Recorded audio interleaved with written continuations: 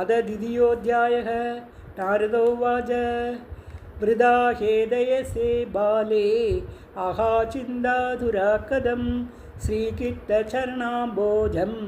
स्मरदुःखं गमिष्यति। द्रौपदी च परित्रादा येने कौरवकश्मलाद् पालिदा गोपसुन्दर्यः सा कृष्णा कोऽपि नो गतः। त्वं तु भक्तिप्रिया तस्य सततं प्राणतोदिका त्वया आहुतस्तु भगवान्यादिनीचगृहेष्वपि सत्यादित्रियुगे बोध वैरागो मुक्तिसाधको कलो तु केवला भक्ति ब्रह्मसायुज्यकारिणी इति निश्चित्य चिद्रूपः सद्रूपान्तां ससर्जगा परमानन्दचिन्मूर्ति सुन्दरीं कृष्णवल्लभां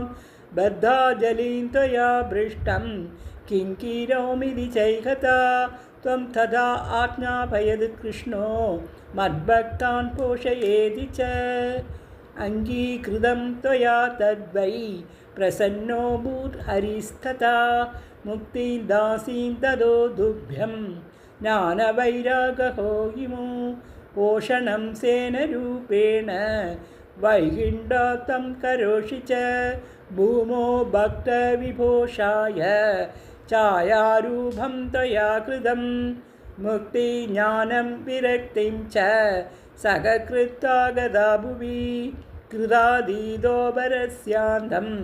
महानन्देन संस्थिता कलो मुक्तिशयं प्राप्त पाखण्डमयपीडिता रुड् आज्ञया गदा शीघ्रं वैकुण्ठं पुनरेव सा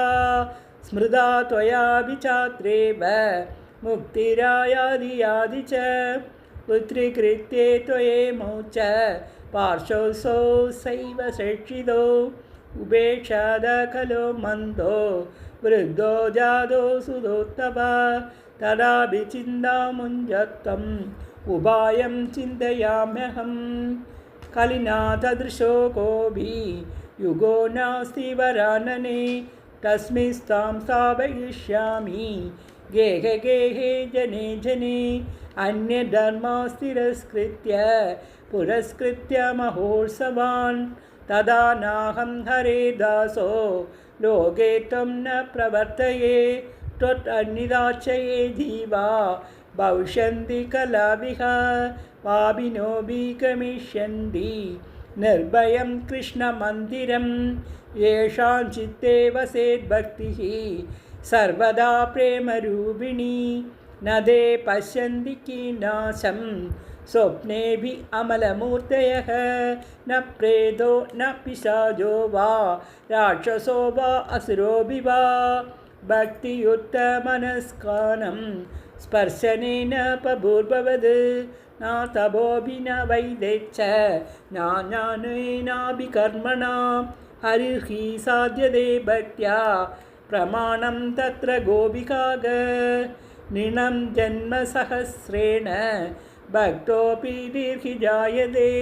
खलो भक्ति खलो भक्ति भक्त्या कृष्णपुरस्थितः सर्वत्र गोविन्दनामसङ्कीर्तनं गोविन्द गोविन्द नृणं जन्मसहस्रेण भक्तोऽपि दीर्घि जायते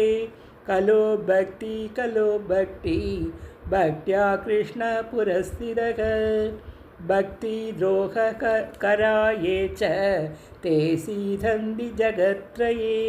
दुर्वास दुःखमापन्नः पुरा भक्ता विनिन्दः अलं वैदेरलं तीर्थे अलं योगेरलं महेः अलं ज्ञानकलालाभेः भक्तियेव मुक्तिदा सर्वत्र गोविन्दनामसङ्कीर्तनं गोविन्द गोविन्द अलं वैदेरलं तीर्थेः अलं योगीरलं महेः अलं ज्ञानकदालाभेः भक्तियेव मुक्तिदा सुदोवाच इति नारदनिर्णीतं सोमाहात्म्यं निशम्य सा सर्वाङ्गपुष्टिसंयुक्ता नारदं वाक्यम् अब्रवीत् भक्तिरुवाच अहो नारदधन्योऽसि पीडिस्ते मयि निश्चला न कदाचित् विमुञ्चामि चित्ते सास्यमि सर्वदा कृपालुना त्वया साधो मद्बाधादंसिदाक्षणाद्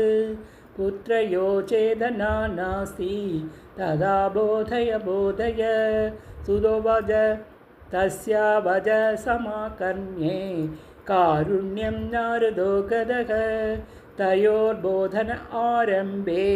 कराग्रेण विमर्दयन् मुखं संयोज्य कर्णान्ते शब्दमूचे समुच्चरन् ज्ञानप्रबुध्यतां शीघ्रं ते वैराग्यप्रबुध्यतां वेदवेदान्तकोशे च गीतापाठान् मुहुर्मुहुः बोध्यमानो तदा तेन कलाञ्चिच्च उत्थितो बलाद् नेत्रै अनवलोहन्तो जिम्प्रन्दासालसाबुभो बहवः प्रायः शुष्ककाष्ठसमाङ्कहो तुक्षामो तौ निरीक्षेव पुनः शोभपरायणो ऋषिचिन्तापरो जातः किं विधेयं मयेदि च अहो निद्रा कथं यादि वृद्धं तं च महत्तरं चिन्तयन्निधि गोविन्दं स्मरयामास भार्गव यो मा वाणी तदा वो भुन् मा कृशहिड्यरामिति उद्यम च बलस्तेयं भविष्यति न संशयः एतत् अर्थं तु सत्कर्म सुरक्षेत्वं समाचर तत्ते कर्म अभिदास्यन्ति साधव साधुभूषणः सत्कर्मणि कृते तस्मिन् सन्निधावृत्तदानयोः गमिष्यति क्षणोद्भक्तिः सर्वदा प्रसरिष्यति इति आकाशवचः स्पष्टं तत्सर्वैरेऽपि विश्रुतं नारदो विस्मयं लेभे नेदं नादमिति ब्रुवान् नारदोवाच अनया आकाशवाण्याभिः गोप्यत्वेन निरूपितं किं वा तत्साधनं कार्यं येन कार्ये भवत्तयोः को भविष्यन्ति सन्तस्ते कथं दास्यन्ति साधनं मया त्रयं प्रगत्येवं यदुक्तं व्योमभाषय।